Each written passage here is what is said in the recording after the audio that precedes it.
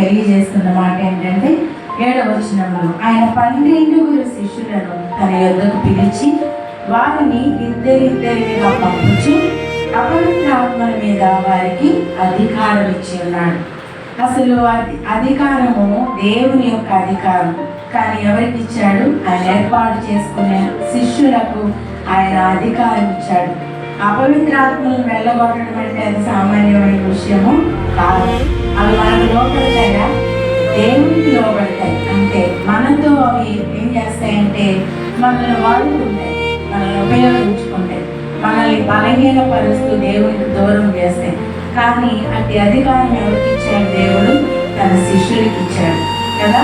కాబట్టి ఒకప్పుడు మన దేశము దేవుని యొక్క ఆయన యొక్క ప్రభావాన్ని పొందుకోలేని స్థితిలో ఉన్నప్పుడు దేవుడు అనేకులను ఏర్పాటు చేసుకొని మన దేశానికి ఆయన పంపించాడు.